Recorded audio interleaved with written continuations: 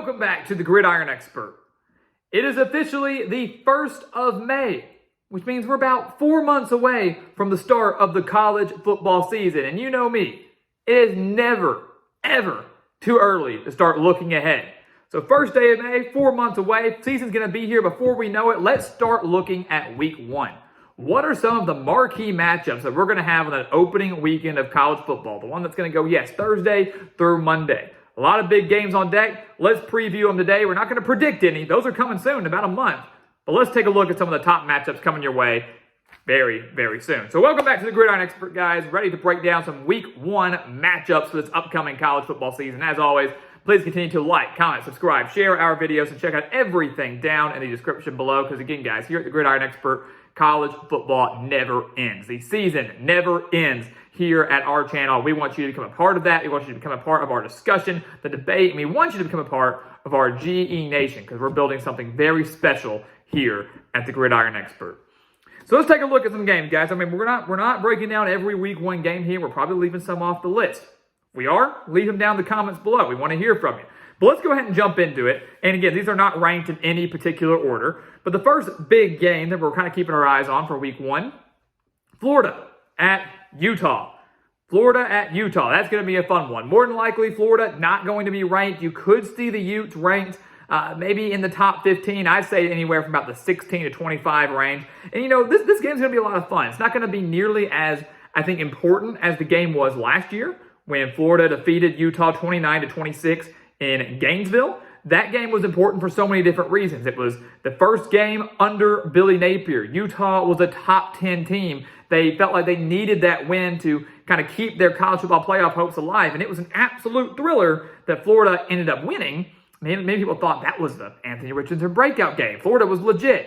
And Florida struggled the rest of the way after that, going 5-6 the rest of the regular season following their big win over Utah. But this is going to be a fun game up in Salt Lake City. The Gators defense looks pretty solid so far throughout the spring. We know Utah's going to have a very stingy defense like they usually do under Kyle Whittingham.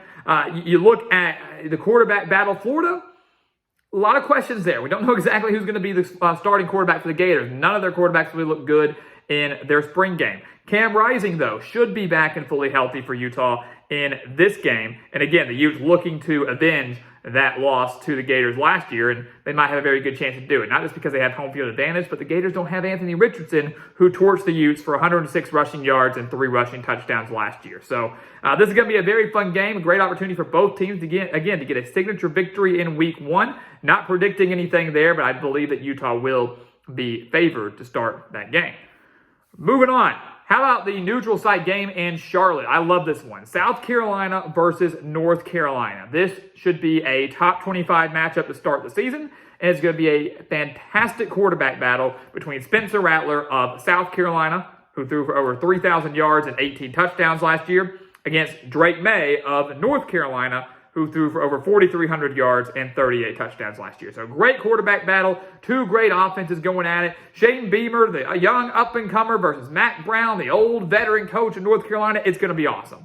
It's going to be a heck of a game. It's going to be a heck of a crowd. And you look at both these teams, both had solid 2022s. South Carolina, big 8-win season under Shane Beamer. Ended up having that solid finish by beating Tennessee, beating Clemson. So a major finish for the Gamecocks. North Carolina winning 9 games, winning the Coastal Division, but kind of disappointed down the stretch. The Tar Heels had opportunities to maybe be a lot better, but had a couple disappointing losses down the stretch that I guess kind of marred what overall was a successful season. Again, 9-3 regular season before losing their last 2 games to Clemson and Oregon. But again, a rivalry game here with great offenses, a lot of points expected to be scored. And this game is very important because the rest of September for both of these teams is very, very tough. So whoever wins this game is getting a very crucial victory because if you look at the schedule, South Carolina, the rest of September, they play Furman, no big deal. Then they go to Georgia, they face Mississippi State, and go to Tennessee. Top 2 teams in the East in a span of 3 weeks, both on the road. So South Carolina needs this win to avoid a terrible start. North Carolina, they play South Carolina, then they play App State, Minnesota, and then travel to Pittsburgh. Those are their last couple games in September. So big games on deck for both those guys. This game is important. The winner's going to get a crucial victory. The loser going to have a lot of places they got to make up for it if they don't want to have a disastrous start to the season to end any preseason hype that they had. All right, let's go down to Texas. Colorado at TCU. Let's talk about it, right? This thing is going to be so intriguing, and I think it's going to be a lot better than the 38-13 beatdown that TCU put on Colorado last year. Just the storyline alone is better than anything you're going to see out in the field, right? Deion Sanders in his first game at Colorado, all this hype surrounding the Buffaloes, all the big-time transfers that he's brought in, like Shedeur Sanders at quarterback and Travis Hunter, versus a TCU team that is the national runner-up, made the national championship last year before falling to Georgia. So many questions here. How does Colorado look in a real game under Deion Sanders? First one, all these new pieces. How does TCU look without Max Duggan, without Kendre Miller, without Quentin Johnston, without Garrett Riley, who has now departed as offensive coordinator to Clemson? So, this is a completely revamped TCU offense that's going to look nothing like it was last year that helped them get to that national championship game. So many questions out there on the field for Colorado at TCU. Again, I think TCU is going to be favored in this game, but I don't know if it's going to be a blowout like it was last year. This game can be a lot closer, and all eyes, again, are going to be on Colorado and Deion Sanders. It's going to be a very, very intriguing game to watch in week one. Let's go back east. West Virginia at Penn State. I love this one. I love this matchup here. It's going to be a really, really fun game. And it's a big year for both of these programs, right? You look at West Virginia, they need this win. And really more than anything, they just need a good year under Neil Brown. I think a lot of people were shocked that West Virginia chose to keep him around heading into 2023. This is it, though. If he doesn't have a decent year with the Mountaineers, he's got to be gone. There's no way he sticks around. Penn State, on the other hand, this is a team that should be a top 10 team when this game is played. And a lot of young talent on the roster right now. You got Drew Aller in at quarterback, Katron Allen, Nick Singletary. This is a very, very good Penn State team, especially offensively, and the defense led by Manny Diaz is no slouch either. It's a team that's fresh off an 11-win season, a Rose Bowl victory over Utah, and has their sights set now on the college football playoff.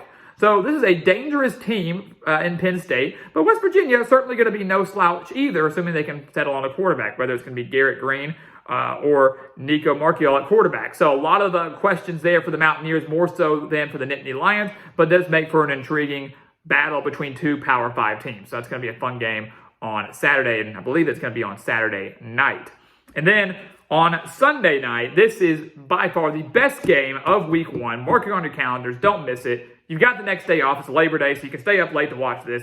LSU versus Florida State in Orlando. This, to me, is the best week one game. This should be a top 10 showdown between the Tigers and the Seminoles. A battle between two teams that won 10 games last year. LSU winning the SEC West in year one under Brian Kelly. Florida State winning 10 games, winning their bowl game over Oklahoma, finally breaking through under Mike Norvell. Both had top 20 finishes. You look at Jaden Daniels, the quarterback for LSU, going up against Jordan Travis, the quarterback for Florida State. Brian Kelly versus Mike Norvell, two brilliant coaching minds. And then obviously what happened last year in New Orleans. So practically a home game for LSU last year. Now it's in Orlando, practically a home game for Florida State. Florida State won in New Orleans 24-23. Basically handed the game away to LSU. LSU scored with no time left. Florida State blocked the extra point to win the game. I mean, it was an unbelievable finish, one of the craziest finishes of the year, and we could be in store for a very similar game and similar outcome in 2023.